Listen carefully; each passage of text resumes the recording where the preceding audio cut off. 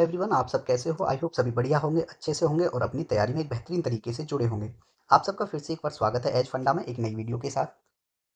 ठीक है, आपकी जो पीवाईक्यू क्वेश्चंस की सीरीज चल रही है यूपीएसआई 29 नवंबर 2021 शिफ्ट 2 के जो भी क्वेश्चंस आपके जीके जीएस के पूछे गए थे उनको यहाँ पे एनालिसिस करवाया गया है। ठीक है, ये क्लास कौन सी है? क्लास 11 है।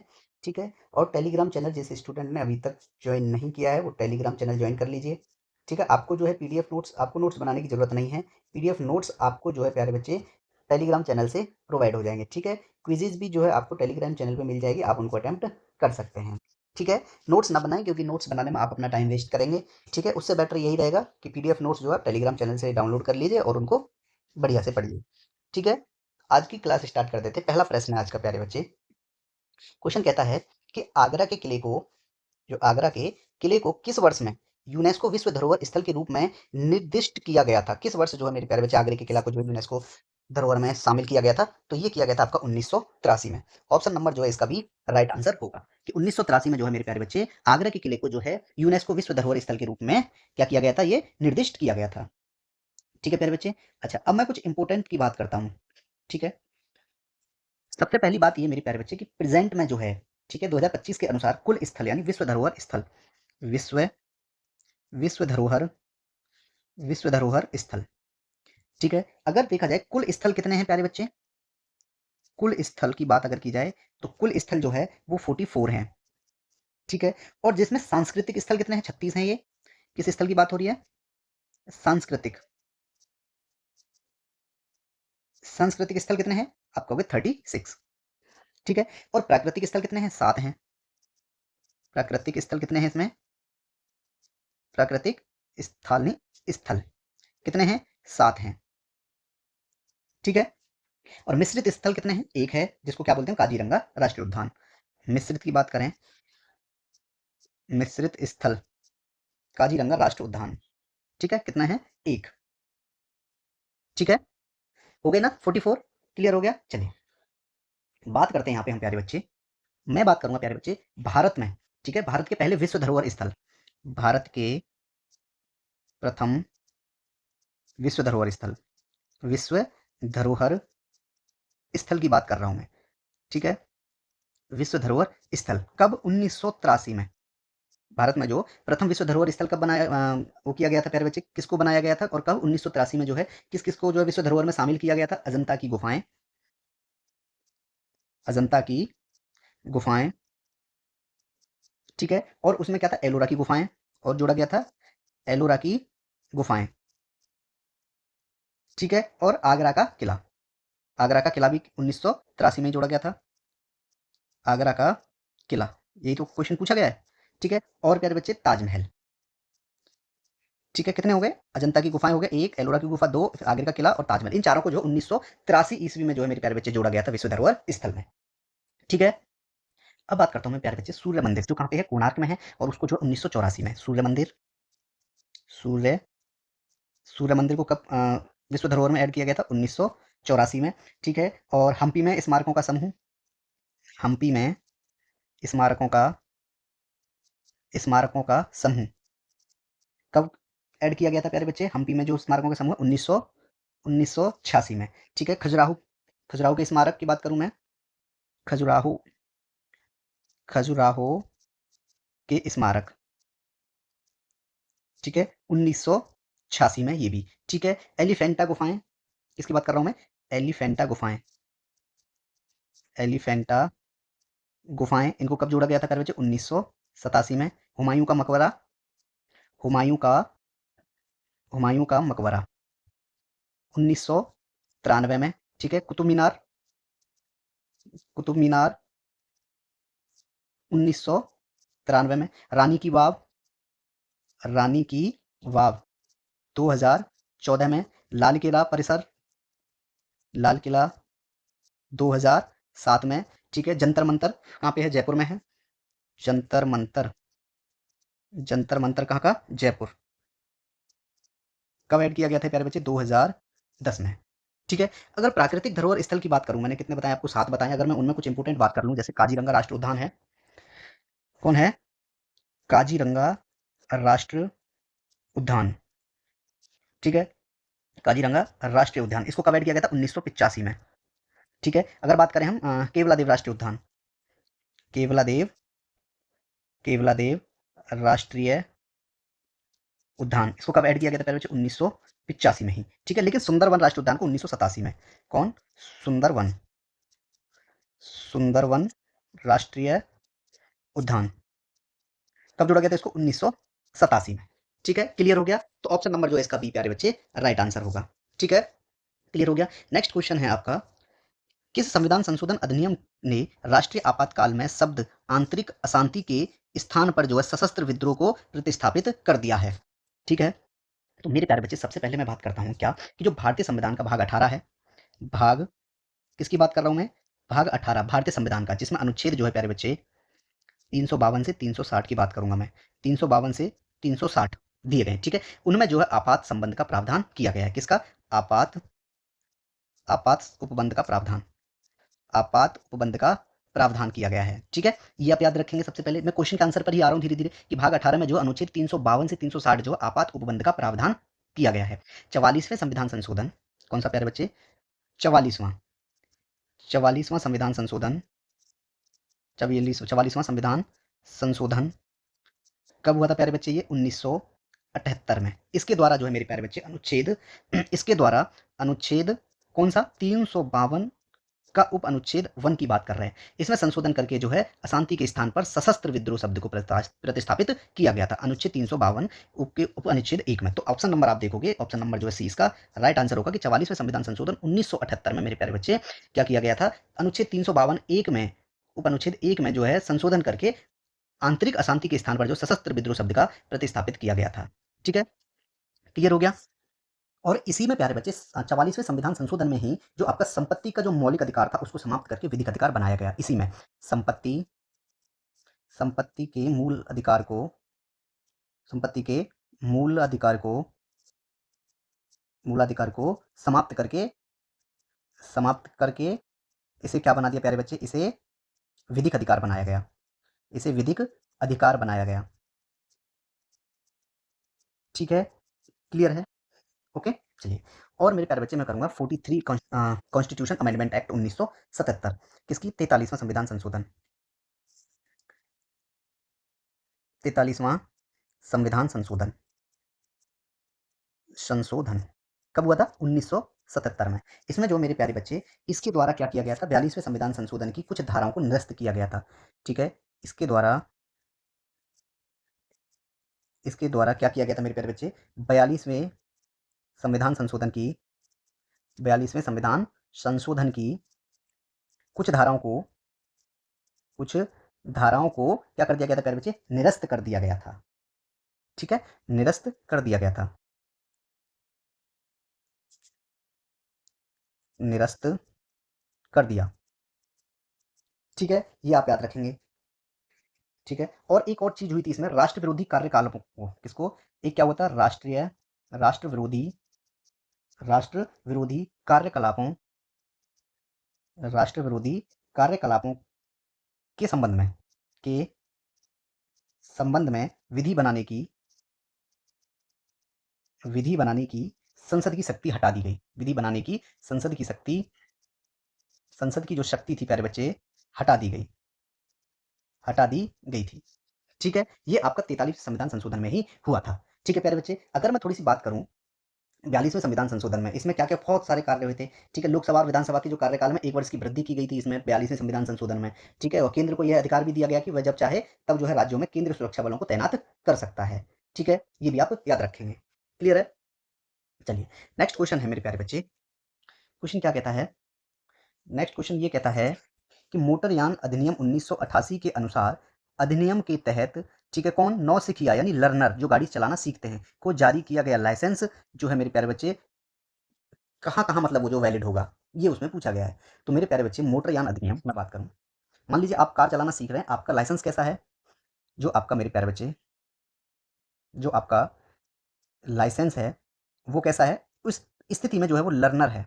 आपका लाइसेंस कैटेगरी कौन सा है? लर्नर है। तो उसमें ये कहा गया है कि मोटरयान अधिनियम 1988 के अनुसार जो है जो नौसिखिया यानी जो लर्नर है जारी किया गया लाइसेंस वो कहाँ कहाँ वैलिड होगा? मेरे प्यारे बच्चे वो कहाँ वैलिड होगा? वो संपूर्ण भारत में प्रभावी होगा। क्या होगा वो? संपूर्ण भारत में प्रभावी होगा।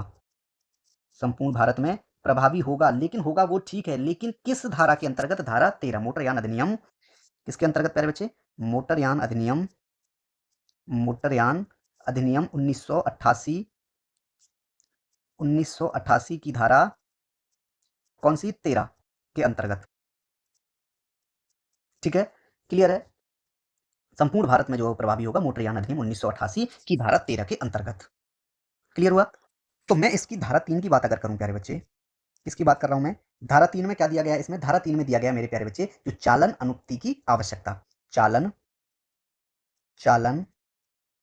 अनुक्ति की आवश्यकता। ये आपका जो है धारा 3 में दिया गया है। धारा 4 की बात करूंगा मैं। धारा 4 में क्या दिया गया है?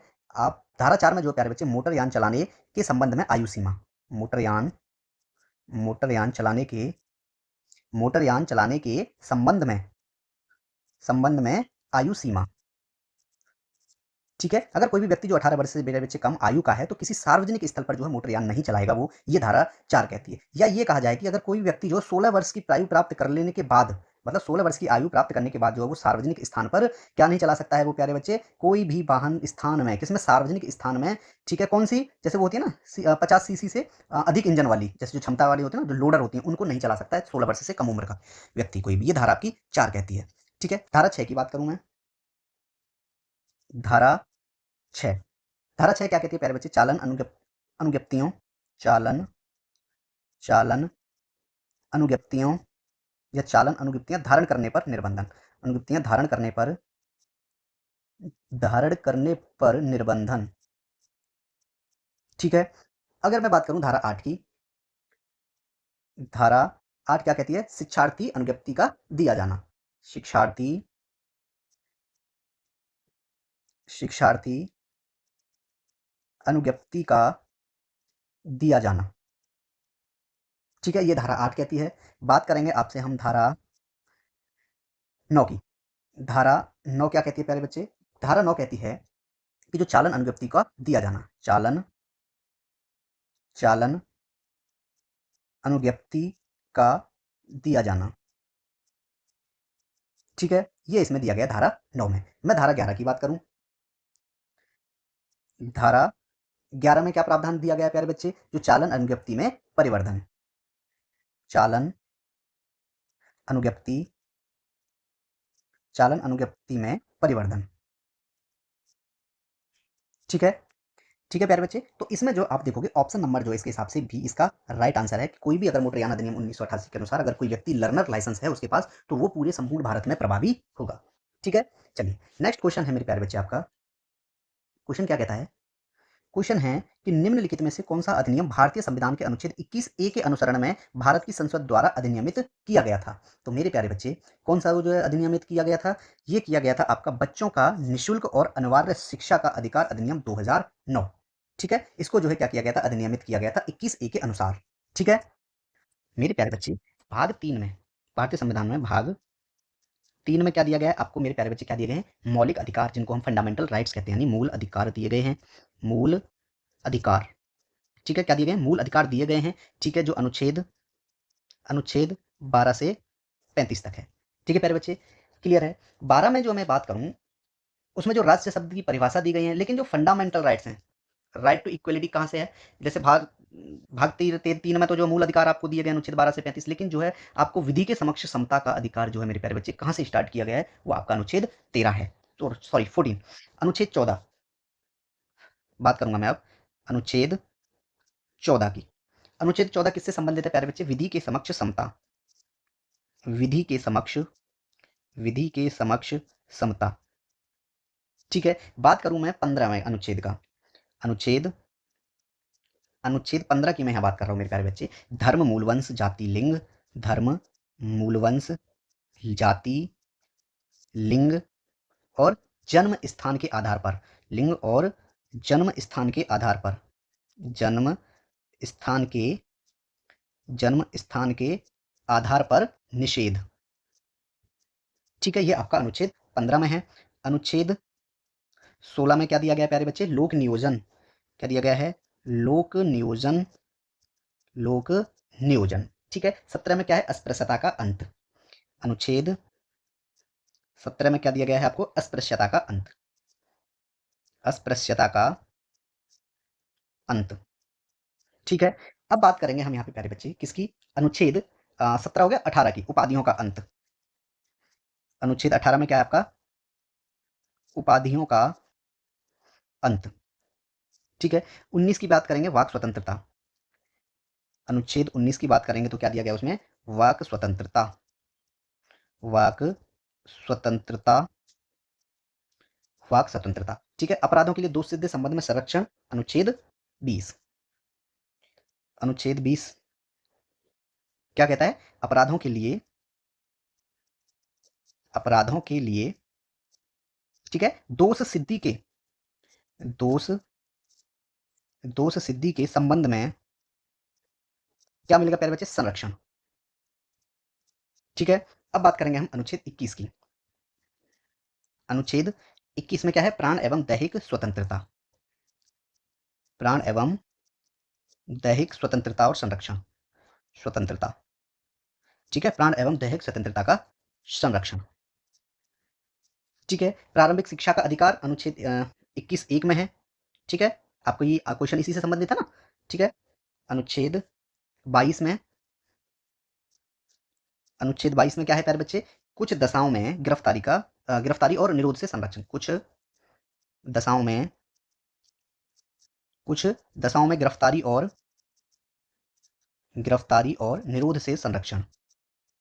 निरोध से संरक्षण। ठीक है। ये आपका जो अनुच्छेद 22 में दिया गया है। ठीक है। और बाल श्रम का निषेध किस में दिया गया है? आपका अनुच्छेद 23 में है। कारखानों आदि बाल श्रम पर निषेध किस में है? अनुच्छेद 24 में है। ठीक है। क्लियर है? तो ऑप्शन नंबर जो है मेरे प्यारे बच्चे, इसमें आप देखोगे ऑप्शन नंबर जो है इसका बी जो है राइट आंसर होगा। नहीं सॉरी, सी। ठीक है। बच्चों का निःशुल्क और अनिवार्य शिक्षा का अधिकार अधिनियम 2009, ऑप्शन नंबर जो है इसका सी प्यारे बच्चे राइट आंसर होगा। ठीक है। क्लियर हो गया? चलिए नेक्स्ट क्वेश्चन है आपका। नेक्स्ट क्वेश्चन क्या है प्यारे बच्चे? क्वेश्चन कहता है किंग जॉर्ज चिकित्सा विश्वविद्यालय उत्तर प्रदेश के निम्नलिखित में से किस जिले में स्थित है? कौन सा? किंग जॉर्ज चिकित्सा विश्वविद्यालय। तो मेरे प्यारे बच्चे ये जो है आपका उत्तर प्रदेश के प्रमुख मेडिकल कॉलेज है। ठीक है। और कहाँ पे है? लखनऊ में है। ऑप्शन नंबर जो है इसका राइट आंसर है। क्या पूछा उसने? King king George king George चिकित्सा किंग जॉर्ज चिकित्सा विश्वविद्यालय। विश्वविद्यालय कहाँ पर है प्यारे बच्चे? ये आपका, ये जो है आपका है उत्तर प्रदेश, लखनऊ में। कहाँ पे है? लखनऊ में। क्लियर हो गया? ठीक है। अगर कहें छत्रपति साहू जी महाराज, ये भी कहाँ पे है? ये भी जो है आपका लखनऊ में है। जवाहरलाल नेहरू मेडिकल कॉलेज, कौन सा प्यारे बच्चे?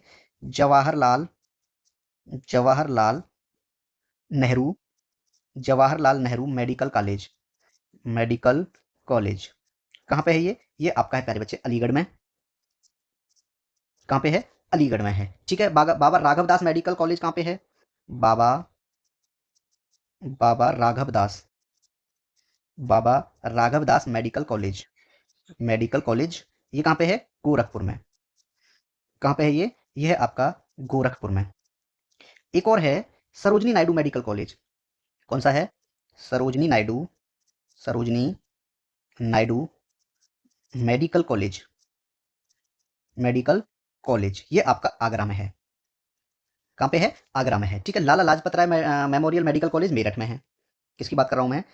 लाला Lajpat Rai Lala Lala Lajpat Rai memorial memorial medical college. Medical college ये कहाँ पे है? ये आपका मेरठ में है। ठीक है। ये आप याद रखें। ठीक है। क्लियर हो गया? चलिए नेक्स्ट क्वेश्चन है प्यारे बच्चे आपका कि राज्य आपदा प्रबंधन, ठीक है, प्राधिकरण के पदेन अध्यक्ष कौन होते हैं? किसके पदेन अध्यक्ष? राज्य आपदा प्रबंधन प्राधिकरण के। राज्य आपदा प्रबंधन प्राधिकरण के पदेन अध्यक्ष मेरे प्यारे बच्चे मुख्यमंत्री होते हैं। कौन होते हैं? मुख्यमंत्री।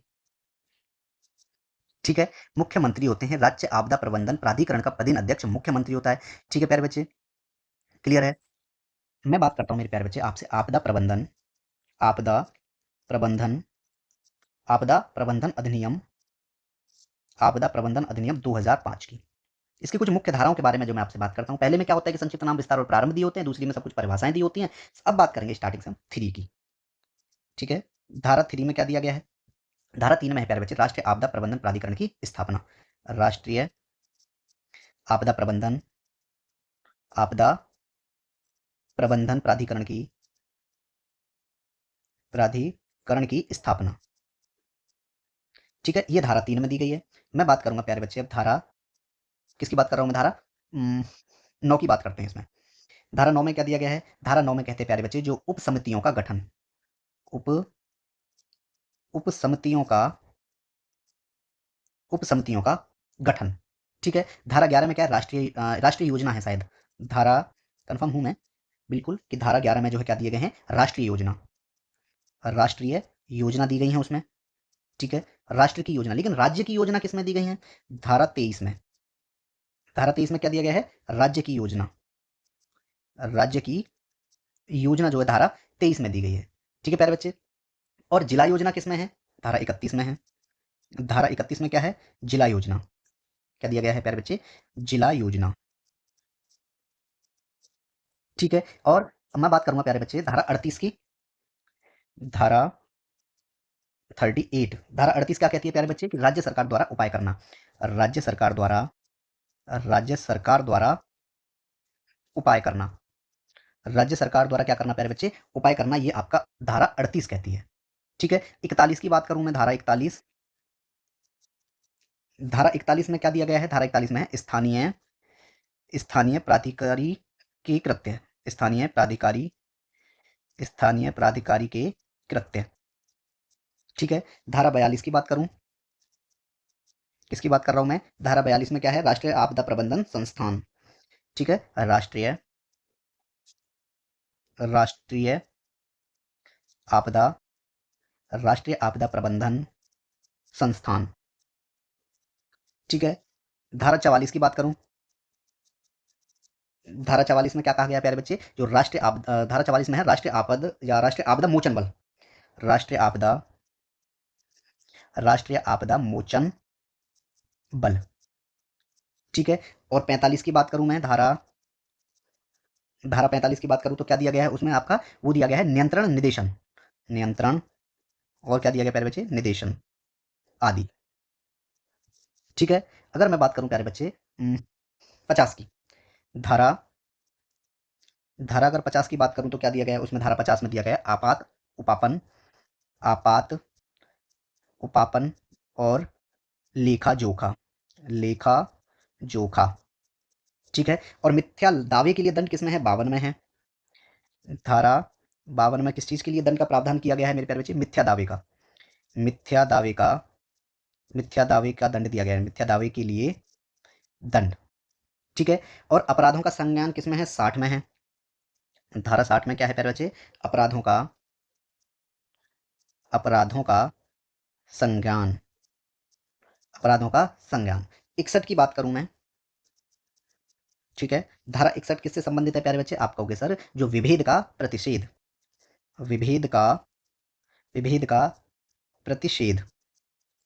ठीक है प्यारे बच्चे, क्लियर है? चलिए,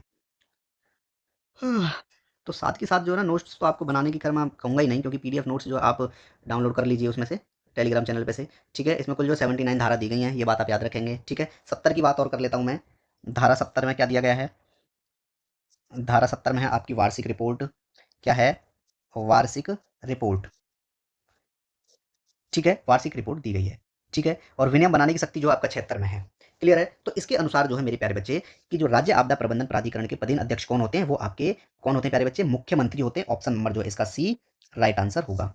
ठीक है, क्लियर हो गया? नेक्स्ट क्वेश्चन है मेरे प्यारे बच्चे, क्वेश्चन कहता है कि चोरी की संपत्ति में आदतन सौदा करने का अपराध कैसा अपराध है?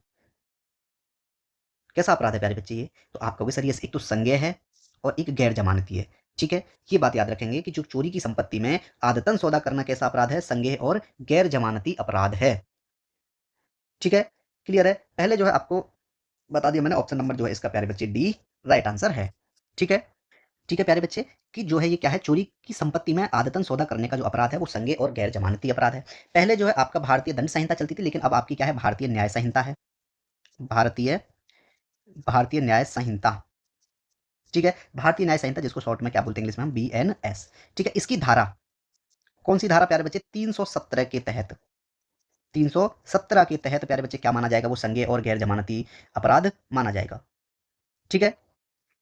मेरे प्यारे बच्चे, अपराध की प्रकृति यानी यह अपराध संज्ञेय होता है। संज्ञेय मतलब होता है जिसका अर्थ है कि प्यारे बच्चे पुलिस किसी भी मजिस्ट्रेट के आदेश के बिना गिरफ्तारी कर सकती है, उसको क्या कहेंगे हम, संज्ञेय अपराध कहेंगे, ठीक है। गैर जमानती क्या होगा मेरे प्यारे बच्चे, जिसके तहत जो है आरोपी को जमानत मिलना मुश्किल होगा, उसको हम क्या कहेंगे, गैर जमानती कहेंगे, ठीक है प्यारे बच्चे।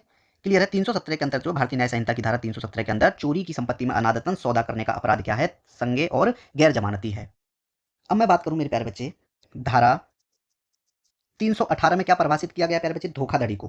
किसको, धोखाधड़ी। किसमें है धोखाधड़ी, 318 में दिया गया, BNS में। अगर मैं प्यारे बच्चे इसमें किसकी बात करूं, धारा धारा 312 में क्या प्रावधान किया गया प्यारे बच्चे, आपको 312 में जो उन अपराधियों को दंडित करती है, उन अपराधियों को दंडित करती है जो घातक हथियार, क्या लेके घूमते हैं प्यारे बच्चे, घातक हथियार से लैस होकर, या घातक हथियार से लैस होकर क्या करते हैं, लूट या डकैती करने का प्रयास करते हैं, लूट या डकैती करने का प्रयास करते हैं, ठीक है। वो किस में दिया गया, आपका धारा 312 में। और मैं बात करूं धारा 314, धारा 314 प्यारे बच्चे क्या प्रावधान करती है कि संपत्ति के बेईमानी से, बेईमानी से दुरुपयोग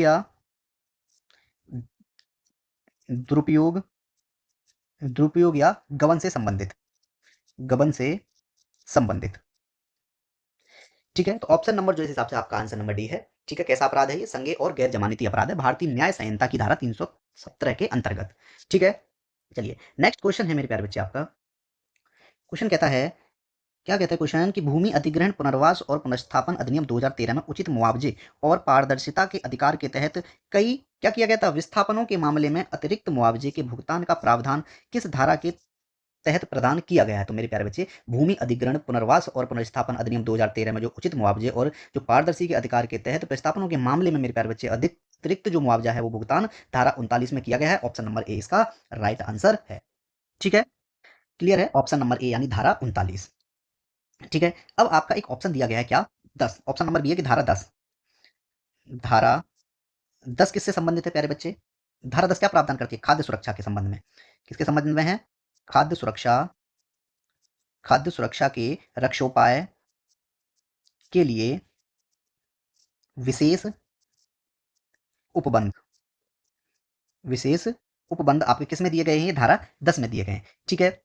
धारा 13 में क्या दिया गया है प्यारे बच्चे, धारा 13 में क्या दिया गया है, धारा 13 में दिया गया है आपका नुकसानी के लिए, जो नुकसानी है उसके लिए क्या है, संदाय, नुकसानी के लिए संदाय, ठीक है प्यारे बच्चे। अगर यही बात की जाए आपकी किसकी, 33 की, किसकी बात करें हम, अगर धारा 33 की बात की जाए तो धारा 33 क्या कहती है प्यारे बच्चे, कि जो कलेक्टर द्वारा, किसके द्वारा, कलेक्टर द्वारा अधिनिर्णयों को शुद्ध किया जाना, क्या किया जाना, जो गलती है उनको शुद्ध किया जाना, ठीक है। ये आपका किसमें है, 33 में है। और जांच का स्थगन किसमें है, 34 में है, धारा 34 क्या कहती है प्यारे बच्चे, जांच का स्थगन, ठीक है। आरक्षण और अन्य फायदे किसमें हैं, 42 में, धारा 42 में क्या है, आरक्षण और अन्य फायदे, ठीक है। किसमें है, आपका 42 में है। बात करूं 43 की, धारा 43 की बात करता हूं, उसमें क्या दिया गया है आपको, जो प्रशासक है उसकी नियुक्ति, प्रशासक की नियुक्ति, ठीक है। ये आपका धारा 43 में दिया गया है, ठीक है। अब मैं बात करूं मेरे प्यारे बच्चे धारा 64 की, थोड़ा गैप दे दिया मैंने, इंपोर्टेंट आपको करा देता हूं मैं। धारा 64 की अगर मैं बात करूं तो धारा 64 में किसका प्रावधान किया है? प्राधिकरण को निर्देश, प्राधिकरण को निर्देश। ठीक है, धारा 64 में है। 71 में क्या दिया गया है? खर्चे हैं। धारा 71 में क्या दिया गया प्यारे बच्चे? आप कहोगे खर्चे। ठीक है, उच्च न्यायालय की अपील के बारे में बात की जाए तो जो उच्च न्यायालय को अगर अपील की जाएगी तो प्यारे बच्चे किसमें है? धारा 74 में है। उच्च न्यायालय को अपील, उच्च उच्च न्यायालय को अपील, ठीक है, किसमें दी गई है? ये आपकी 74 में दी गई है। ठीक है, और कंपनियों द्वारा अपराध किसमें है? 86 में है। धारा 86 में क्या है? कंपनियों द्वारा अपराध। किसके द्वारा अपराध प्यारे बच्चे? कंपनियों द्वारा अपराध, कंपनियों द्वारा अपराध। ठीक है, ये आपका दिया गया है किसमें? धारा 86 में। ठीक है प्यारे बच्चे, क्लियर है? चलिए आगे बढ़ते हैं। ऑप्शन नंबर इसका ए राइट आंसर था 39। ठीक है, ये आप याद रखेंगे। हाँ, क्लियर हो गया? चलिए, हाँ, धारा 49 की बात तो करना भूल गए, इसमें आपका ऑप्शन दे रखा है धारा 49। कहाँ लिख देते हैं? यहाँ लिखते हैं। धारा 49 किससे संबंधित है प्यारे बच्चे? जो धारा 49 है वो रिपोर्ट करने की अपेक्षाएं से संबंधित है। रिपोर्ट करने की, रिपोर्ट करने की अपेक्षाएं। ठीक है, ये बात याद रखेंगे। क्लियर हो गया? चलिए आगे बढ़ते हैं हम। नेक्स्ट क्वेश्चन है मेरे प्यारे बच्चे हमारा, क्या कहता है? क्वेश्चन कहता है कि भूमि और भूधारण, ठीक है, जो पट्टेदारी होती है, भूमि और भूधारण पट्टेदारी में या इस पर अधिकार, या इस पर अधिकार भारतीय संविधान की 7वीं अनुसूची की किसके अंतर्गत आते हैं? किसके अंतर्गत आ रहे हैं प्यारे बच्चे? एक तो एंट्री नंबर 18 और लिस्ट 2 यानी जो प्रविष्टि है 18, भारतीय संविधान की 7वीं अनुसूची की बात की जा रही है। 7वीं अनुसूची के अंतर्गत कितना प्यारे बच्चे? लिस्ट 2 यानी प्रविष्टि। अगर प्रविष्टि की बात की जाए तो कितना? 18, और प्यारे बच्चे सूची की बात की जाए तो 2 में। ठीक है, भारतीय संविधान की 7वीं अनुसूची में प्यारे बच्चे केंद्र और राज्यों की शक्तियों का स्पष्ट विभाजन किया गया है, ये आप याद रखेंगे। ठीक है, भारतीय संविधान की 7वीं अनुसूची की सूची 2 राज्य सूची की प्रविष्टि 18 के अंतर्गत आते हैं। ठीक है, क्लियर है? चलिए, तो ऑप्शन नंबर जो है इसका प्यारे बच्चे बी राइट आंसर होगा। ठीक है, नेक्स्ट क्वेश्चन है आपका। क्वेश्चन कहता है प्यारे बच्चे कि वन्य जीव संरक्षण अधिनियम 1972 की धारा 65 के तहत कौन सा प्रावधान किया गया है? किसके तहत? धारा 65 के तहत जो है इसमें कौन सा प्रावधान किया गया है, ये इसमें पूछा है। ठीक है, तो धारा डायरेक्ट मैं आपको बताता हूँ धारा 72 में क्या दिया गया है मेरे प्यारे बच्चे।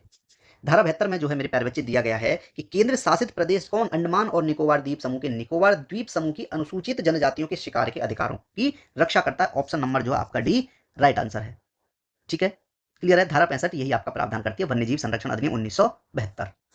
मैं बात करूं प्यारे बच्चे इसमें वन संरक्षण, वन्यजीव संरक्षण अधिनियम 1972 में किसकी बात करूं मैं? अगर धारा 64 की बात करूं तो धारा 64 में क्या प्रावधान किया गया प्यारे बच्चे की? राज्य सरकार की नियम बनाने की शक्ति, राज्य सरकार की, राज्य सरकार की नियम बनाने की शक्ति, नियम बनाने की शक्ति। ठीक है, ये आपका जो है धारा 64 में प्रावधान है। ठीक है, अब केंद्र सरकार की किस में है नियम बनाने की शक्ति? धारा 63 में।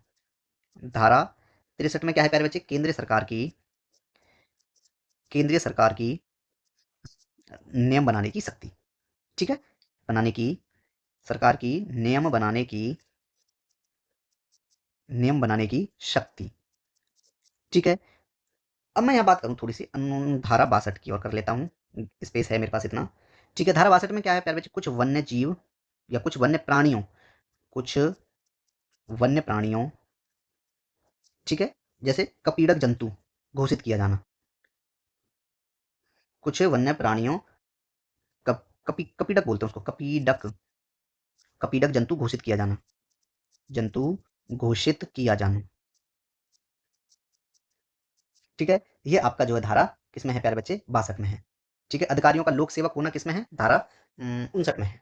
ठीक है, तो ये आप याद रखेंगे। ऑप्शन नंबर जो उसके हिसाब से राइट आंसर आपका कौन सा है? डी है। ठीक है, चलिए नेक्स्ट क्वेश्चन है प्यारे बच्चे। क्वेश्चन कहता है टम्बलर के संस्थापक कौन है? किसके? टम्बलर के संस्थापक कौन है? तो मेरे प्यारे बच्चे टम्बलर के संस्थापक हैं वो डेविड कॉर्प हैं। ऑप्शन नंबर ए इसका राइट आंसर होगा। ठीक है, ब्लॉगिंग प्लेटफॉर्म है कौन? क्या है ये? एक, ये आपका जो है मेरे प्यारे बच्चे एक, ये पिछली कुछ क्लास में भी ये क्वेश्चन शायद रिपीट हुआ था। ठीक है, ब्लॉगिंग प्लेटफॉर्म है, ब्लॉगिंग प्लेटफॉर्म है। कौन है प्यारे बच्चे ब्लॉगिंग प्लेटफॉर्म? टम्बलर के। ठीक है, ये क्या है? टम्बलर। ब्लॉगिंग, ब्लॉगिंग प्लेटफॉर्म कौन सा है? टम्बलर है, लेकिन इसके संस्थापक कौन है मेरे प्यारे बच्चे? David David Corp. ठीक है, कौन है ये? इसके संस्थापक हैं। ठीक है, टम्बलर के संस्थापक डेविड कॉर्प हैं। ठीक है, किस वर्ष की गई थी स्थापना? स्थापना किस वर्ष की गई थी प्यारे बच्चे? 2007 में। ठीक है, इसकी स्थापना की गई थी। क्लियर है? टम्बलर एक अमेरिकी माइक्रो ब्लॉगिंग और सोशल नेटवर्किंग वेबसाइट है, ये आप याद रखें। तो ऑप्शन नंबर जो है इसका मेरे प्यारे बच्चे राइट आंसर क्या है? डी, ओ सॉरी, ए। ठीक है, डेविड कॉर्प। नेक्स्ट क्वेश्चन है प्यारे बच्चे आपका कि निम्नलिखित में से किस खनिज की कमी को क्या कहते हैं प्यारे बच्चे? हाइपोकैलिमिया के नाम से भी जाना जाता है। अगर मेरे प्यारे बच्चे किसमें? रक्त में, ध्यान से समझेंगे, अगर रक्त में क्या हो जाए प्यारे बच्चे? पोटेशियम की कमी हो। किसकी कमी हो? पोटेशियम की कमी हो। ध्यान से समझना, पोटेशियम की कमी किसमें? रक्त में। तो वो क्या कहलाएगा प्यारे बच्चे? वो आपका कहलाएगा हाइपोकैलिमिया। क्या कहलाएगा प्यारे बच्चे? हाइपोकैलिमिया। अब ये बताया मैंने कि अगर रक्त में यानी ब्लड में अगर पोटेशियम की कमी हो गई तो उसको हम हाइपोकैलिमिया कहेंगे। लेकिन अगर मान लो वहीं क्या हुआ कि रक्त में, मैं बात कर लेता हूं कि रक्त में जो है प्यारे बच्चे पोटेशियम की क्या हो गई? अधिकता अगर हो गई, कमी की जगह क्या हुई? पोटेशियम की क्या हो गई प्यारे बच्चे? पोटेशियम की अधिकता। वो क्या कहलाएगी प्यारे बच्चे? अगर पोटेशियम की अधिकता हो गई तो उसको हम क्या कहेंगे? हाइपरकैलिमिया। हाइपर हाइपरकैलिमिया। हाइपरकैलिमिया। और ज्यादा हो गई, कमी कम हो गई तो हाइपोकैलिमिया। अगर पोटेशियम की कमी, मतलब पोटेशियम की अगर कमी हुई तो हाइपोकैलिमिया। अगर पोटेशियम की अधिकता हो गई तो हाइपरकैलिमिया। ठीक है, हाइपरकैलिमिया भी ना कहते हैं। पोटेशियम क्या है? एक आवश्यक खनिज है जो शरीर में कई महत्वपूर्ण भूमिका निभाता है, ये आप याद रखेंगे। जैसे मैं कहूँ कि मांसपेशियों में जो ऐंठन हो जाती है, ठीक है, उसको भी क्या करता है? ये दूर करने में मदद करता है। ठीक है, अगर मेरे प्यारे बच्चे मैं ये कहूँ किसमें है? रक्त में क्या हुआ? रक्त में आयरन खनिज की अधिकता को, रक्त में आयरन खनिज की अधिकता को, आयरन खनिज की अधिकता को जो है अगर ब्लड में हो जाती है तो उस रोग को क्या कहते हैं हम? हेमोक्रोमेटिक्स। ठीक है, हेमोक्रोमेटोसिस। हेमो हेमोक्रोमो हेमोक्रोमेटोसिस। क्रोमेटोसिस क्या कहेंगे उसको हम? हेमोक्रोमेटोसिस। हेमोक्रोमेटोसिस ये क्या है? जब रक्त में जो है मेरे प्यारे बच्चे आयरन खनिज की अधिकता हो जाती है। अगर वहीं मैं ये कहूं मेरे प्यारे बच्चे, अगर कमी हो जाए किसकी? रक्त में, रक्त में आयरन की कमी, आयरन की कमी क्या बोलते हैं उसको हम? उसको कहेंगे मेरे प्यारे बच्चे हम आयरन डिफेंसी एनीमिया, यानी लौह अल्पताजन्य एनीमिया। क्या कहेंगे हम? या तो उसको बोल सकते हैं हम लौह अल्पताजन्य एनीमिया। ठीक है, ये आप याद रखेंगे। अगर वहीं मेरे प्यारे बच्चे ब्लड में अगर किसकी कमी हो जाए? कॉपर की। रक्त में, रक्त में कॉपर की कमी क्या कहलाएगी? हाइपोक्यूप्रेमिया। हाइपोक्यूप्रेमिया क्या कहेंगे उसको हम प्यारे बच्चे? हाइपोक्यूप्रेमिया। अगर जो है रक्त में क्या होगी मेरे प्यारे बच्चे? कमी हो जाती है किसकी? कॉपर की, तो उसको क्या बोलते हैं हम प्यारे बच्चे? उसको बोलते हैं हाइपोक्यूप्रेमिया। ठीक है, अगर वहीं मैं ये कहूं कि ब्लड में जो है क्या हो जाए कॉपर की अगर अधिकता हो जाए तो उसे क्या कहेंगे प्यारे बच्चे? कॉपर की अधिकता क्या लिखूंगा मैं? रक्त में, रक्त में कॉपर की अधिकता। रक्त में कॉपर की अधिकता क्या कहलाएगा प्यारे बच्चे? विल्सन। विल्सन रोग कहलाता है। क्या कहलाता है? विल्सन रोग। ठीक है, तो ऑप्शन नंबर जो है इसमें मेरे प्यारे बच्चे आपका क्या था? पोटेशियम इसका राइट आंसर था। क्या राइट आंसर था इसका? Potassium, option number B. ठीक है, क्लियर हो गया? चलिए, नेक्स्ट क्वेश्चन है मेरे प्यारे बच्चे आपका। क्वेश्चन कहता है भ्रष्टाचार निवारण अधिनियम के प्रयोजन के लिए कौन लोक सेवक नहीं है? किसके लिए? भ्रष्टाचार निवारण अधिनियम के प्रयोजन के लिए। तो मेरे प्यारे बच्चे भ्रष्टाचार निवारण अधिनियम के प्रयोजन के लिए जो है सरकार के लिए कमीशन के आधार पर कार्य करने वाला ठेकेदार होगा, वो लोक सेवक के अंतर्गत नहीं आता है। ठीक है, सरकार के लिए कमीशन के आधार पर कार्य करने वाला जो ठेकेदार होता है वो भ्रष्टाचार निवारण अधिनियम के प्रयोजन के लिए एक लोक सेवक के अंतर्गत नहीं आता है। ऑप्शन नंबर जो है इसका आपका ए जो है राइट आंसर है। ठीक है, यहाँ लोक सेवक का तात्पर्य एक ऐसे व्यक्ति से है मेरे प्यारे बच्चे जो सरकार की सेवा या उसके वेतन पर कार्य करता है। ठीक है, या किसी लोक कर्तव्य के पालन के लिए सरकार से फीस या कमीशन के रूप में परिश्रमिक पाता है, उसको हम क्या कहते हैं? लोक सेवक कहते हैं। ठीक है, इसमें जो है मेरे प्यारे बच्चे जैसे विश्वविद्यालय का कुलपति है, भाई बच्चों के पढ़ा रहे हैं, न्यायाधीश है, न्याय दे रहे हैं। ठीक है, एक न्यायालय द्वारा नियुक्ति के परिमाण, तो ये जो है ये सभी क्या है प्यारे बच्चे? ये सभी जो है लोक सेवक हैं। लेकिन जो है यहाँ सरकार के लिए अगर कमीशन के आधार पर कोई कार्य कर रहा है और उसको क्या कहते हैं? ठेकेदार, तो वो जो है क्या है? वो आपका लोक सेवक नहीं है। ठीक है, क्लियर है? चलिए, नेक्स्ट क्वेश्चन है मेरे प्यारे बच्चे, क्वेश्चन कहता है यदि मध्यवर्ती चुनाव न हो तो लोकसभा और प्रत्येक राज्यसभा विधानसभा के लिए चुनाव प्रत्येक में होने चाहिए, कितने वर्ष में होने चाहिए, प्रत्येक या डैश होगा, प्रत्येक कितने वर्ष में होने चाहिए, तो प्यारे बच्चे प्रत्येक जो है 5 वर्ष में होने चाहिए। अब क्या कहते हैं, भारतीय संविधान अनुच्छेद, क्या लिख रहा हूं मैं, भारतीय संविधान, भारतीय संविधान का प्यारे बच्चे कौन, अनुच्छेद 83(2) के तहत जो है लोकसभा तथा कौन, लोकसभा, ठीक है, किसकी बात कर रहा हूं मैं इसमें, ध्यान से समझेंगे, ठीक है, लोकसभा, ठीक है, और मेरे प्यारे बच्चे किसके अंतर्गत, कौन सी धारा के अंतर्गत, 172 के तहत, और अनुच्छेद 172 के तहत प्रत्येक राज्य की, प्रत्येक राज्य की विधानसभा, विधानसभा, ठीक है मेरे पास, प्रत्येक विधानसभा जो है किसकी, राज्य की विधानसभा, यदि पहले ही विघटित नहीं कर दी जाती है तो अपने प्रथम अधिवेशन से 5 वर्ष तक बनी रहेगी, ठीक है, ये बात याद रखेंगे, क्लियर है। ऑप्शन नंबर जो है इसका प्यारे बच्चे ए राइट आंसर है, ए, ठीक है। नेक्स्ट क्वेश्चन है मेरे प्यारे बच्चे आपका, क्या है कि प्रसिद्ध ग्रंथ अर्थशास्त्र किसने लिखा था, वो लिखा था आपका प्यारे बच्चे चाणक्य ने। ऑप्शन नंबर जो है डी इसका राइट आंसर होगा कि ग्रंथ कौन सा, अर्थशास्त्र किसके द्वारा लिखा गया है, वो चाणक्य के द्वारा लिखा गया है, ठीक है। अर्थशास्त्र के लेखक, वैसे अगर देखोगे आप, अर्थशास्त्र के लेखक चंद्रगुप्त मौर्य के प्रधानमंत्री विष्णुगुप्त, जिनको हम चाणक्य भी कहते हैं और क्या कहते हैं, कौटिल्य भी कहते हैं, ठीक है, ठीक है। इसमें जो है मेरे प्यारे बच्चे मौर्यकालीन समाज, राजनीतिक व्यवस्था, अर्थव्यवस्था का क्या है इसमें विवरण प्राप्त है, ठीक है। इस पुस्तक को क्या माना जाता है प्यारे बच्चे, प्रथम राजनीतिक ग्रंथ है, ठीक है। भरत मुनि द्वारा प्यारे बच्चे क्या लिखा गया है, नाट्यशास्त्र, क्या लिखा गया है, नाट्य शास्त्र लिखा गया है, ठीक है। या याद रखिए ऑप्शन नंबर जो है इसका डी राइट आंसर है, ठीक है। नेक्स्ट क्वेश्चन है प्यारे बच्चे, निम्नलिखित में से भारतीय संविधान में, ठीक है, एकात्मक विशेषता कौन सी है, मेरे प्यारे बच्चे भारतीय संविधान में एकात्मक व्यवस्था कौन कौन सी है, पहले तो हमको यही पता होना चाहिए, क्या लिखा है, भारतीय संविधान, भारतीय संविधान में एकात्मक विशेषता, एकात्मक विशेषता, ठीक है। सबसे पहले मैं बात करूंगा मेरे प्यारे बच्चे कौन सी है, मैं बात करूं एकीकृत न्याय व्यवस्था, कैसी व्यवस्था है, एकीकृत न्याय व्यवस्था, ठीक है, 10 हैं, ध्यान से समझें। दूसरे पॉइंट की अगर मैं बात करूं, दूसरे नंबर पर क्या रहेगा प्यारे बच्चे, दूसरा नंबर रहेगा आपका एकल नागरिकता, एकल नागरिकता, ठीक है। शक्तियों का बंटवारा किसमें रहेगा, 3 में, ठीक है, किसमें, केंद्र के पक्ष में, शक्तियों का बंटवारा, शक्तियों का बंटवारा, शक्तियों का बंटवारा केंद्र के पक्ष में, केंद्र के पक्ष में, ठीक है।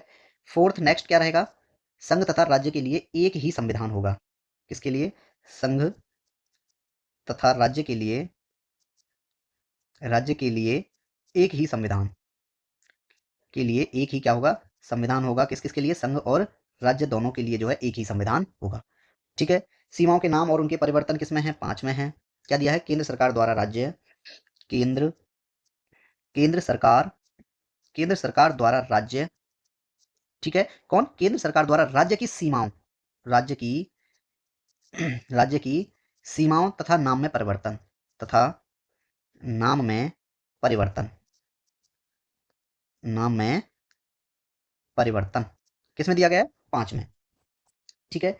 अब बात करूंगा मैं प्यारे बच्चे 6 में क्या है, 6 नंबर क्या है आपका, 6 नंबर है राज्यों में राज्यपालों के केंद्र द्वारा नियुक्ति, राज्य में, या कहूं कि राज्यों में, एक तो राज्य है नहीं, कई सारे राज्य हैं, राज्यों में राज्यपालों, राज्य में राज्यपालों की केंद्र द्वारा नियुक्ति, केंद्र द्वारा नियुक्ति, ठीक है।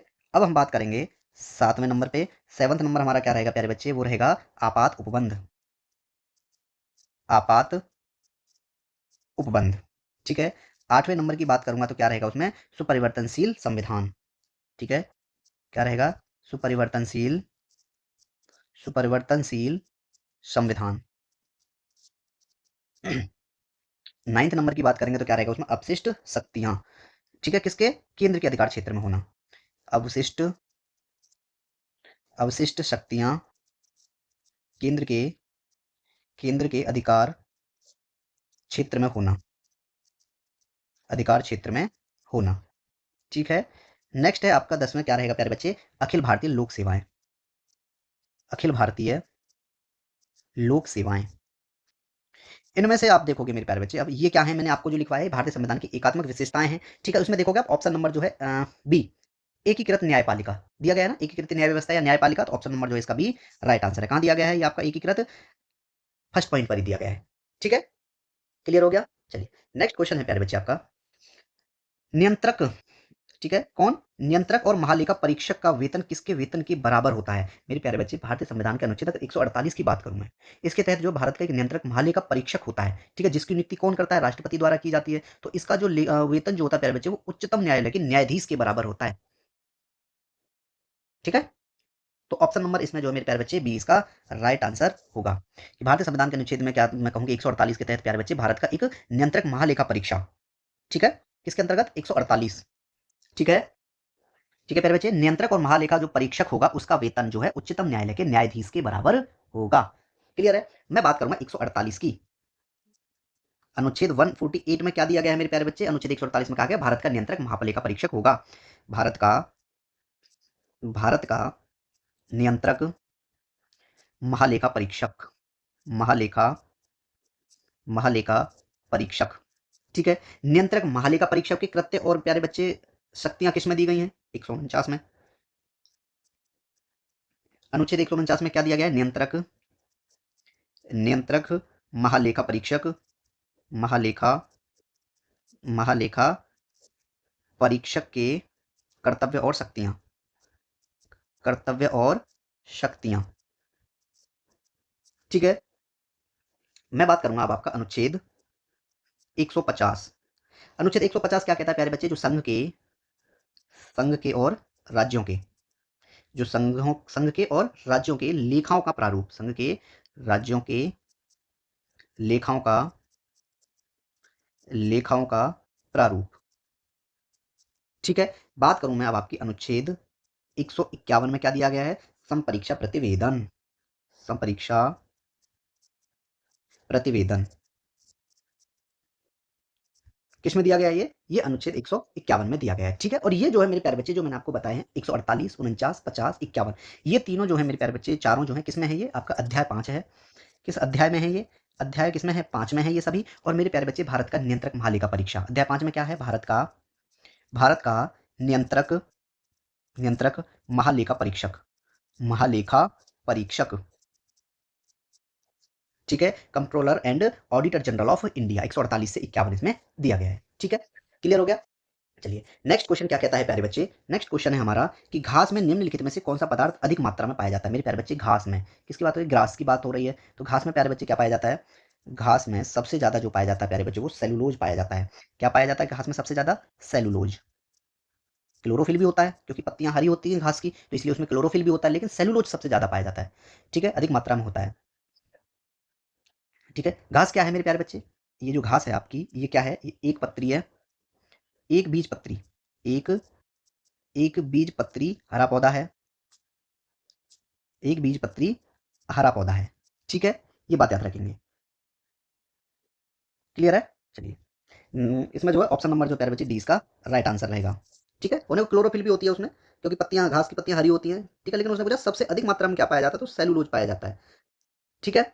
चलिए मैंने बता दिया कि घास में जो है क्या पाया गया, सेलुलोज पाया गया। इस सेलुलोज का प्यारे बच्चे कार्य क्या है, क्या कार्य है सेलुलोज का, ये प्यारे बच्चे कोशिका भित्ति को कोशिका भित्ति को कोशिका भित्ति को संरचनात्मक शक्ति, संरचनात्मक संरचनात्मक शक्ति, ठीक है, और कठोरता प्रदान करता है, और कठोरता प्रदान करता है, किसको, घास को, कौन, सेलुलोज, ठीक है। मजबूती और सीधापन जिसको बोलते हैं ना, जैसे मजबूत है घास, ठीक है। क्लियर है। चलिए अगर बात की जाए मेरे प्यारे बच्चे किसकी, क्लोरोफिल की बात की जाए, क्लोरोफिल का कार्य क्या है, किसमें, घास में, यही तो है कि क्लोरोफिल का क्या कार्य है घास में, मेरे प्यारे बच्चे इसका कार्य है प्रकाश संश्लेषण की, क्या है, प्रकाश प्रकाश संश्लेषण की प्रक्रिया में, प्रकाश संश्लेषण की प्रक्रिया में सूर्य के प्रकाश को सूर्य के क्या करती है, सूर्य के प्रकाश को मेरे प्यारे बच्चे ये अवशोषित करती है। ठीक है, प्रकाश संश्लेषण की प्रक्रिया में सूर्य के प्रकाश को अवशोषित करना किसका काम है, ये क्लोरोफिल का काम है, किसमें, घास में। ठीक है, कार्बोहाइड्रेट की बात करूं मैं, किसकी बात कर रहा हूं मैं, कार्बोहाइड्रेट का क्या कार्य है मेरे प्यारे बच्चे घास के अंदर, ये जो है मेरे प्यारे बच्चे क्या करता है, ये ऊर्जा प्रदान करना, क्या करना, ऊर्जा ऊर्जा प्रदान करना। ठीक है, ये इसका काम है। ठीक है, ऑप्शन नंबर डी इसका राइट आंसर है। क्लियर है। नेक्स्ट क्वेश्चन है मेरे प्यारे बच्चे, क्वेश्चन कहता है कि कंप्यूटर शब्दावली में डीबीएमएस का पूर्ण रूप क्या है, किसका पूर्ण रूप पूछा है, डीबीएमएस। डीबीएमएस प्यारे बच्चे डीबीएमएस का अर्थ होगा डाटाबेस मैनेजमेंट सिस्टम। ठीक है, ऑप्शन नंबर जो है इसका राइट आंसर। और मेरे प्यारे बच्चे मैं कुछ इंपोर्टेंट्स की बात कर लेता हूं, किसकी बात कर रहे हैं, जैसे LAN, इसकी फुल फॉर्म क्या रहेगी प्यारे बच्चे, इसकी फुल फॉर्म रहेगी आपकी local area network. Local area network. ठीक है, WAN, किसकी बात कर रहा हूं मैं अब, WAN का क्या मतलब है प्यारे बच्चे, wide area network, wide area network. ठीक है, अगर मैं बात करूं प्यारे बच्चे ISP, कंप्यूटर से ही रिलेटेड है ये सभी फुल फॉर्म्स जो है, ISP का फुल फॉर्म क्या होगा, internet service provider, internet service provider. ठीक है, वहीं अगर मैं बात करूं प्यारे बच्चे HTML, किसकी बात कर रहा हूं मैं, HTML क्या हो जाएगा, HTML का हाइपर टेक्स्ट। ठीक है, मार्कअप लैंग्वेज।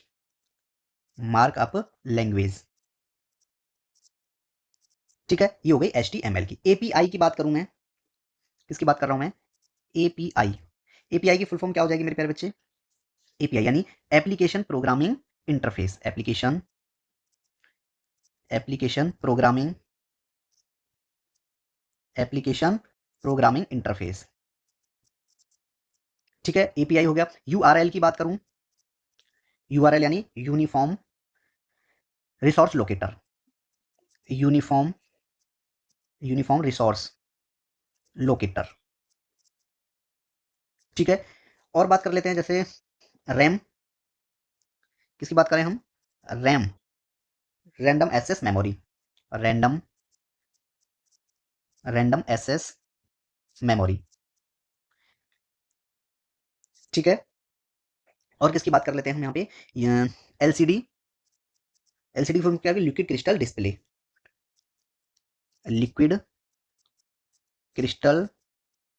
डिस्प्ले।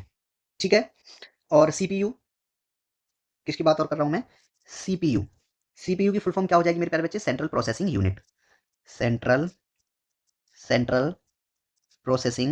यूनिट। ठीक है, ये CPU की फुल फॉर्म है। और SSD की बात करूं मैं, सॉलिड स्टेट ड्राइव।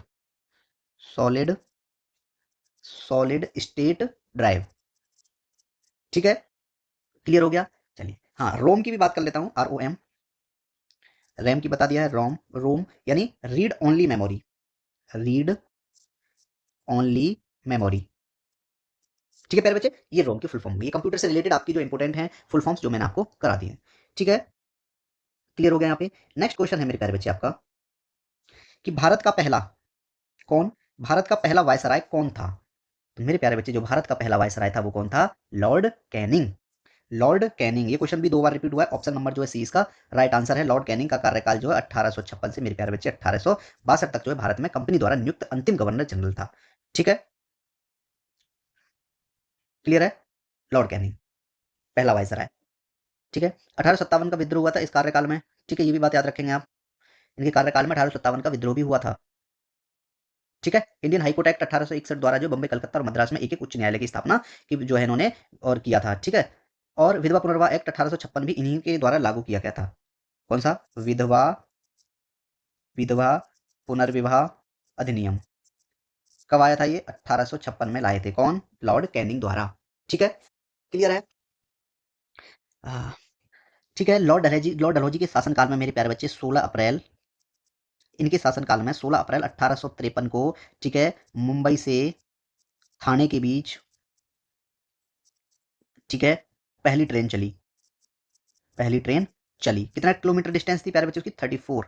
ठीक है, कितनी? 34 किलोमीटर।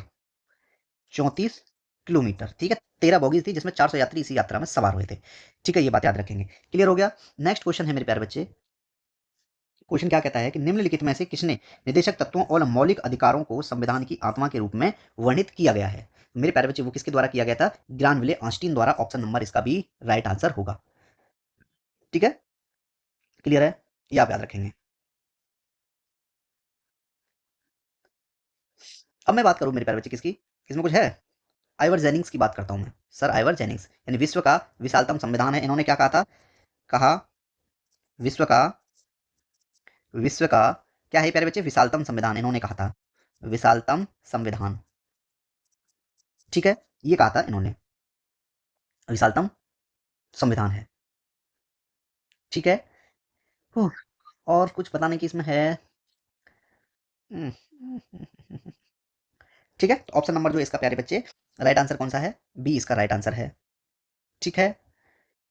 हुँ, नहीं नहीं नहीं, ये नहीं, ये नहीं, नहीं, इनके द्वारा, ये ठीक है। ऑप्शन नंबर बी इसका राइट आंसर था। वैसे ग्रानविले आइंस्टीन द्वारा जो है इसको संविधान की आत्मा के रूप में वर्णित किया था। ठीक है, चलिए नेक्स्ट क्वेश्चन है मेरे प्यारे बच्चे कि संविधान कौन सा संशोधन, संविधान का जो 73वां संशोधन अधिनियम 1992 में एक नया भाग 9 जोड़ा गया, जिसमें निम्न शामिल है। कौन सा अनुच्छेद इनमें शामिल है? किसमें? 73वें संविधान संशोधन अधिनियम 1992 में। तो मेरे प्यारे बच्चे, इसमें पूछा है कि जो संविधान संशोधन हुआ था, कौन सा? 73वां संविधान संशोधन अधिनियम कब हुआ था? 1992 में। 73वां, पूरा लिखता हूं मैं, 73वां संविधान संशोधन। इस 73वें संविधान संशोधन में जब 1992 में ये किया गया था मेरे प्यारे बच्चे, तो एक नया भाग जोड़ा गया था। नया भाग कौन सा था? नया भाग था आपका 9th। नया भाग 9 जोड़ा गया था, जिसमें कौन कितने आर्टिकल शामिल थे प्यारे बच्चे? इसमें 16 अनुच्छेदों को जोड़ा गया था। 16 अनुच्छेदों को जोड़ा गया। कैसे जोड़ा गया? अनुच्छेद कौन कौन से रहे प्यारे बच्चे? कौन से 16 थे? एक तो 243 से और 243 ओ तक। ठीक है, 243 से 243 ओ तक जो है 16 अनुच्छेद इसमें जोड़े गए थे। ठीक है, वैसे इन्हें 16 अनुच्छेद कहा ही जाता है। वैसे 15 थे लेकिन 16 कहा जाता है, 243 इसमें अलग लग गया। ठीक है प्यारे बच्चे, ये आप याद रखेंगे। ठीक है, ऑप्शन नंबर जो है इसमें इसका जो है मेरे प्यारे बच्चे ए राइट आंसर होगा। क्या होगा? ए। ए इसका राइट आंसर होगा कि 16 जो है अनुच्छेद इसमें जोड़े गए थे। ऑप्शन नंबर ए इसका राइट आंसर है। ठीक है, चलिए नेक्स्ट क्वेश्चन है मेरे प्यारे बच्चे। क्या कहता है कि निम्नलिखित में से किसे तरल सोना कहा जाता है? इनमें से किसको जो है तरल सोना कहा जाता है मेरे प्यारे बच्चे? पेट्रोलियम को जो है तरल सोना कहते हैं हम। ऑप्शन नंबर जो इसका सी राइट आंसर है, पेट्रोलियम। पेट्रोलियम को क्या कहा जाता है प्यारे बच्चे? तरल सोना। पेट्रोलियम को हम तरल सोना कहते हैं। ठीक है, लिक्विड गोल्ड, क्योंकि यह बहुत मूल्यवान और उपयोगी होता है। ठीक है, ये आप याद रखेंगे। ठीक है, कोयला के कितने प्रकार हैं प्यारे बच्चे? किसके? कोयला के प्रकार 4 प्रकार हैं कोयले के। कौन कौन से हैं प्यारे बच्चे? आपका सबसे फर्स्ट रहेगा एंथ्रेसाइट। एंथ्रेसाइट। दूसरा रहेगा आपका बिटुमिनस। बिटुमिनस। थर्ड आपका है लिग्नाइट। लिग्नाइट। और अंतिम है आपका पीट। फोर्थ नंबर पे क्या है? पीट है। ठीक है, इसमें अगर मैं बात करूं मेरे तरफ से, इसमें क्या पाया जाता है? इसमें 95% से अधिक जो है होता है। ठीक है, और बिटुमिनस की अगर मैं बात करूं तो इसमें 70 से 85% होता है क्या? कार्बन। इसमें जो है कार्बन क्या होता है मेरे प्यारे बच्चे? कार्बन क्या होता है? लगभग 70 से 85 से अधिक परसेंट, 85% से ज्यादा होता है। अगर बिटुमिनस की बात करूं तो प्यारे बच्चे, इसमें जो कार्बन 70 से 85% तक होता है। अगर लिग्नाइट की बात करूं तो मैं 65 से 70% के बीच होता है कार्बन इसमें। अगर पीट की बात करूं तो प्यारे बच्चे, इसमें जो 50% से भी कम होता है। ठीक है, इसमें कार्बन 50% से कम, इसलिए ये जो है पीट जो है सबसे बेकार कोयला होता है। ठीक है, क्लियर हो गया। 4 प्रकार हैं, एंथ्रेसाइट, बिटुमिनस, लिग्नाइट और पीट। कोयले के 4 प्रकार हो गए। ठीक है, नेक्स्ट क्वेश्चन है मेरे प्यारे बच्चे आपका। क्वेश्चन क्या कहता है कि भारतीय संविधान का कौन सा अनुच्छेद राष्ट्रपति को संसद के अवकाश के दौरान अध्यादेश जारी करने का अधिकार प्रदान करता है? तो वो है आपका आर्टिकल नंबर 123। ठीक है प्यारे बच्चे, आर्टिकल नंबर जो है आपका 123 है। ठीक है, अब मैं बात करूंगा आपसे अनुच्छेद 111 की। अनुच्छेद 111 क्या प्रावधान करता है मेरे प्यारे बच्चे? इसमें दिए गए हैं आपके विधेयकों पर अनुमति। विधेयकों पर, विधेयकों पर अनुमति। ठीक है, 114 में क्या दिया गया है मेरे प्यारे बच्चे? विनियोग विधेयक। अनुच्छेद, अनुच्छेद 114 किससे रिलेटेड है आपका प्यारे बच्चे? विनियोग विधेयक। विनियोग विधेयक। ठीक है, अगर 110 की बात करें तो क्या है उसमें? धन विधेयक। 110, अनुच्छेद 110 में क्या है मेरे प्यारे बच्चे? धन विधेयक, धन विधेयक, ठीक है। और 111 में आपको बता दिया धन विधेयकों की अनुमति है। वार्षिक वित्तीय विवरण किसमें है? अनुच्छेद 112 में है आपका वार्षिक वित्तीय विवरण, वार्षिक वित्तीय विवरण, ठीक है, ये आप याद रखेंगे। और मैं बात करूं मेरे प्यारे बच्चे 116 की, अनुच्छेद आपका 116 में क्या दिया गया है मेरे प्यारे बच्चे? लेखानुमा, लेखानुदान, ठीक है, और प्रत्यानुदान, प्रत्यानुदान, प्रत्यानुदान और अपवादानुदान, और क्या दिया उसमें? अपवादानुदान, वादानुदान, ठीक है, क्लियर है। और प्रक्रिया के नियम किसमें है प्यारे बच्चे? नहीं, 117 की बात करते हैं हम पहले। अनुच्छेद 117 में क्या प्रावधान है प्यारे बच्चे? तो 117 में क्या प्रावधान है? वित्त विधेयकों के बारे में, वित्त विधेयकों के, वित्त विधेयकों के बारे में विशेष उपबंध, विशेष उपबंध दिए गए हैं, ठीक है। प्रक्रिया के नियम किसमें हैं? अनुच्छेद 118 में है। क्या दिए गए हैं?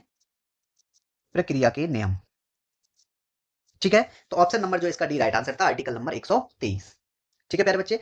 नेक्स्ट क्वेश्चन है आपका, क्वेश्चन कहता है कि भारतीय निर्यात संगठन कौन federation of Indian export organisation का मुख्यालय कहाँ स्थित है? तो मेरे प्यारे बच्चे इसका मुख्यालय जो है आपका कनाडा में स्थित है। नहीं कनाडा में नहीं नहीं नहीं नहीं नहीं कनाडा नहीं होगा, कनाडा नहीं होगा, दिमाग से जा रहा है। बॉम्बे, बॉम्बे होगा। नई दिल्ली में है शायद। किसका पूछ रहा है ये? FIAE, federation of Indian export organisation, location कहाँ पे है? नई दिल्ली में, बिल्कुल राइट है। ऑप्शन नंबर जो है 20 का राइट आंसर होगा मेरे प्यारे बच्चे, क्या है? नई दिल्ली में है, ठीक है, क्लियर है। भारतीय निर्यात संगठन, हाँ, इसकी स्थापना कब की गई थी प्यारे बच्चे? निर्यात संगठन फेडरेशन, इसकी स्थापना 1965 में की गई थी, ठीक है। मैं बात करूं प्यारे बच्चे संयुक्त राष्ट्र की, संयुक्त राष्ट्र जिसको क्या बोलते हैं हम? यूनाइटेड नेशंस, इसका मुख्यालय कहां पे है प्यारे बच्चे? न्यूयॉर्क में है, न्यूयॉर्क, ठीक है, न्यूयॉर्क शहर में है, ठीक है। संयुक्त राष्ट्र सुरक्षा परिषद, ये भी न्यूयॉर्क में है, संयुक्त राष्ट्र सुरक्षा परिषद, सुरक्षा परिषद, परिषद द आएगा, ये कहां पे है प्यारे बच्चे? ये भी आपको कैसा? न्यूयॉर्क शहर में है, न्यूयॉर्क में है, न्यूयॉर्क ऐसे, ठीक है, ये कहां पे है? न्यूयॉर्क शहर में है। अगर मैं बात करूं मेरे प्यारे बच्चे अब संयुक्त राष्ट्र आर्थिक और सामाजिक परिषद, संयुक्त राष्ट्र, संयुक्त राष्ट्र आर्थिक और सामाजिक परिषद, और सामाजिक परिषद, इसका मुख्यालय कहां है प्यारे बच्चे? ये भी न्यूयॉर्क शहर में है, न्यूयॉर्क में है, ठीक है। अगर मैं बात करूं मेरे प्यारे बच्चे यूनिसेफ की, किसकी बात करूं मैं? यूनिसेफ, संयुक्त राष्ट्र बल कोष, ठीक है, जिसको क्या बोलते हैं हम? यूनिसेफ का मुख्यालय, ये भी प्यारे बच्चे न्यूयॉर्क में है, ठीक है। ये जितने भी मैंने आपको लिखा है इन सबके मुख्यालय कहाँ है? न्यूयॉर्क में है, ठीक है। WFP की बात करूं, यानी विश्व खाद्य कार्यक्रम, इसकी बात कर रहा हूं मैं, WFP, इसका मुख्यालय कहां पे प्यारे बच्चे? इसका मुख्यालय है आपका इटली, यानी रोम में, रोम, इटली। अंकटैड, UNCTD, UNCTAD, इसका मुख्यालय कहां है? जिनेवा में है, जिनेवा में है, ठीक है। और बात करें हम UNAFPA की, UNFPA, इसका मुख्यालय कहां है प्यारे बच्चे? ये भी न्यूयॉर्क में है, न्यूयॉर्क में है, ठीक है। अगर यूनेप की बात करें प्यारे बच्चे, किसकी बात करें? यूनेप की बात करें तो इसका मुख्यालय कहाँ है? इसका मुख्यालय आपका नैरोबी में, नैरोबी, केन्या, ठीक है। अगर वही बात करें ITU की, ITU का मुख्यालय कहाँ पर है प्यारे बच्चे? ये भी जिनेवा में है, कहाँ है? जिनेवा में है, ठीक है। यूनेस्को का कहाँ है? पेरिस और फ्रांस में है। किसकी बात कर रहे हैं हम? यूनेस्को का कहाँ पे है प्यारे बच्चे? पेरिस, फ्रांस, ठीक है। ILO का भी कहाँ है? जिनेवा, स्विट्जरलैंड में है। ILO कहाँ है? जिनेवा में, कहाँ? स्विट्जरलैंड, स्विट्जरलैंड, ठीक है। और बात कर लेते हैं मेरे प्यारे बच्चे, याद आ रहा है जैसे कि हम कहें वर्ल्ड बैंक, किसकी? वर्ल्ड बैंक का मुख्यालय कहाँ पे है? वाशिंगटन DC में है, कहाँ पे है? Washington DC. ठीक है, ये बात याद रखेंगे। ठीक है, और जिनेवा में स्विट्जरलैंड में प्यारे बच्चे WMO का भी है, ILO, WMO। ठीक है, और ये बात याद रखेंगे आप, इन दोनों का मुख्यालय कहाँ है? जिनेवा में है। ठीक है, ऑप्शन नंबर जो है इसका बी राइट आंसर था। यहाँ पे कंप्लीट हो गया क्वेश्चन। ठीक है प्यारे बच्चे, नेक्स्ट क्वेश्चन है आपका, कहता है कि भारत की पहली ई लॉक अदालत का आयोजन किस राज्य में किया गया था? ई लॉक अदालत, मेरे प्यारे बच्चे, ई लॉक अदालत का जो है वो छत्तीसगढ़ में किया गया था। छत्तीसगढ़ के बिलासपुर जिले में। कहां पर? छत्तीसगढ़ के बिलासपुर जिले में। बिलासपुर जिले में। ठीक है, भारत की पहली राज्य स्तरीय यानी ई लोक अदालत की शुरुआत हुई थी। राज्य स्तरीय ई लोक अदालत जो है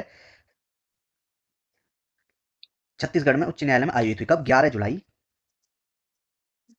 कब हुई थी प्यारे बच्चे? 11 जुलाई 2020 में। ठीक है, उच्च न्यायालय में। उच्च न्यायालय में कहाँ के? छत्तीसगढ़ के। छत्तीसगढ़ के। ठीक है, चलिए, तो ऑप्शन नंबर जो है मेरे प्यारे बच्चे इसमें क्या रहेगा? ऑप्शन नंबर 20 का राइट आंसर रहेगा। छत्तीसगढ़ में जो है पहली ई लोक अदालत का आयोजन 11 जुलाई 2020 को उच्च न्यायालय में छत्तीसगढ़ में किया गया था। ठीक है, नेक्स्ट क्वेश्चन है मेरे प्यारे बच्चे आपका कि नाइट्रोजन प्रतिस्थापन जीवाणु और फलीदार पौधों के बीच संबंध एक उदाहरण है। किस चीज का संबंध का ये उदाहरण है मेरे प्यारे बच्चे? ये है आपका सहजीविता का उदाहरण है। ऑप्शन नंबर ए इसका राइट आंसर होगा, सहजीविता। ठीक है, नाइट्रोजन प्रतिस्थापित जीवाणु और फलीदार पौधों के बीच संबंध क्या है? सहजीविता का एक उदाहरण है। यानी ये ऐसे जीवाणु हैं जो एक दूसरे के साथ या किसी अन्य के साथ जो है प्यारे बच्चे घनिष्ठ संबंध बनाकर नाइट्रोजन का प्रतिस्थापन करते हैं।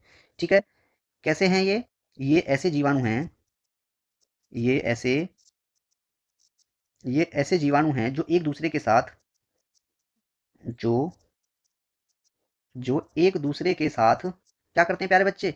जो एक दूसरे के साथ या किसी अन्य जीव के साथ घनिष्ठ घनिष्ठ संबंध बनाकर घनिष्ठ संबंध बनाकर नाइट्रोजन का प्रतिस्थापन करते हैं। नाइट्रोजन का प्रतिस्थापन करते हैं। ठीक है, ऑप्शन नंबर जो है इसमें ए इसका राइट आंसर होगा। ठीक है, चलिए,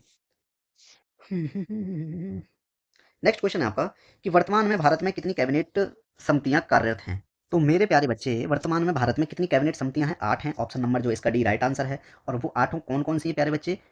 फर्स्ट रहेगी आपकी मंत्रिमंडल मंत्रिमंडल की नियुक्ति समिति। ठीक है, दूसरे नंबर पे रहेगी आवास आवास संबंधी मंत्रिमंडलीय समिति।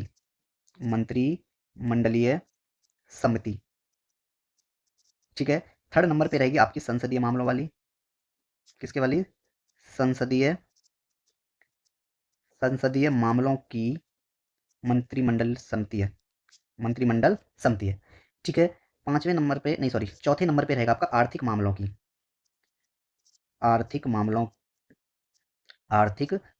की मंत्रिमंडलीय समिति। ठीक है, पांचवें नंबर की मैं बात करूंगा प्यारे बच्चे, केंद्रीय मंत्रिमंडल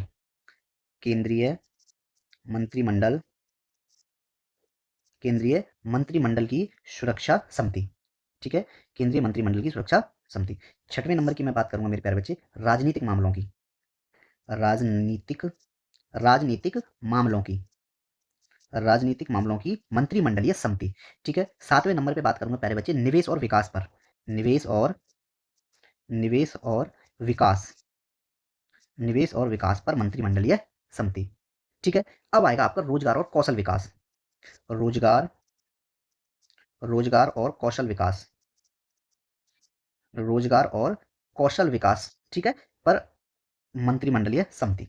ठीक है प्यारे बच्चे, ये जो है आपकी कितनी है? 8 कैबिनेट समितियां हैं। ठीक है, ऑप्शन नंबर डी इसका राइट आंसर था। ठीक है प्यारे बच्चे, नेक्स्ट क्वेश्चन है आपका। क्वेश्चन कहता है कि निम्नलिखित में से कौन भारतीय राष्ट्रीय कांग्रेस के नरम दल के एक नेता थे? राष्ट्रीय कांग्रेस नरम दल के इनमें से कौन से एक नेता थे? तो फिरोज शाह मेहता। कौन? फिरोज शाह मेहता। ऑप्शन नंबर जो है मेरे प्यारे बच्चे 20 का राइट आंसर है कि कांग्रेस की सूरत अधिवेशन 1907 ईस्वी में ताप्ती नदी के किनारे संपन्न हुआ था। ये आप याद रखेंगे। ठीक है, क्लियर हो गया प्यारे बच्चे? नरम दल के नेता कौन थे? फिरोज शाह मेहता। ठीक है, मैं ये बात करूं, कांग्रेस का सूरत अधिवेशन कब हुआ था प्यारे बच्चे? सूरत अधिवेशन 1907 में हुआ था। ठीक है, ताप्ती नदी के किनारे। किस नदी के किनारे? ताप्ती नदी के किनारे। ठीक है, ये आप याद रखेंगे। ठीक है, क्लियर है। और इसमें एक चीज और है, ये सभी कौन थे प्यारे बच्चे? ये उदार राष्ट्रवादी नेता थे। कौन कौन? बाल गंगाधर तिलक, बिपिन चंद्र पाल, अरविंदो घोष भी थे उसमें। ठीक है, ये बात आप याद रखेंगे। ठीक है, तो मेरे प्यारे बच्चे ऑप्शन नंबर जो है इसका बी राइट आंसर था। नेक्स्ट क्वेश्चन है आपका कि भारत के विदेशी संबंधों के लिए कौन सा मंत्रालय उत्तरदायी होता है? किसके लिए? भारत के विदेश संबंधों के लिए कौन सा मंत्रालय उत्तरदायी होता है? तो प्यारे बच्चे वो होता है आपका विदेश मंत्रालय। ऑप्शन नंबर जो है बी इसका राइट आंसर है। मिनिस्ट्री ऑफ एक्सटर्नल अफेयर्स यानी MEA जो है मेरे प्यारे बच्चे, ये किससे संबंधित है? मंत्रालय उत्तरदायी से। ठीक है, ऑप्शन नंबर जो इसका भी राइट आंसर था। क्लियर हो गया? चलिए, तो नेक्स्ट क्वेश्चन, नहीं क्वेश्चन यहाँ पे जो आपके कंप्लीट हो जाते हैं प्यारे बच्चे। ठीक है, जितने भी क्वेश्चन आपको कराए गए हैं यहाँ पे जो है आप इनको कीजिएगा। आपको PDF नोट्स जो है टेलीग्राम चैनल पे जो आपको PDF नोट्स बन जाएंगे, आपको बनाने की जरूरत नहीं है। ठीक है, 24 आवर्स में जो है इसके PDF नोट्स आपको मिल जाते हैं। ठीक है, कोशिश कर रहा हूँ जैसे मॉर्निंग में आपकी क्लास शुरू हो जाती है 8 बजे जो आपकी मॉर्निंग में आपकी क्लास जो है प्यारे बच्चे 8 बजे जो है स्टार्ट हो जाती है। तो मैं सोच रहा हूँ कि 8 बजे सुबह को स्टार्ट आपकी क्लास होती है मॉर्निंग में। ठीक है, क्यों ना 8 बजे जो है 8 बजे इवनिंग में 8 बजे जो है इवनिंग में जो है इसके पीडीएफ नोट्स जो है आपको मिल जाए, ये मैं कोशिश कर रहा हूँ। ठीक है, नहीं तो 24 आवर्स में तो मैं अपलोड कर ही देता हूँ। ठीक है, टेलीग्राम चैनल पे आप ज्वाइन कर लीजिए, वीडियो को लाइक, चैनल को सब्सक्राइब जरूर करना। ठीक है, चलो मिलते हैं अगली वीडियो में, तब तक के लिए आप सबका धन्यवाद। ठीक है, कोशिश करूंगा कि आपके जो नोट्स 12 आवर्स में जो है टेलीग्राम चैनल पर अपलोड हो जाए। ठीक है, चलिए धन्यवाद आप सभी का हमारे साथ जुड़ने के लिए।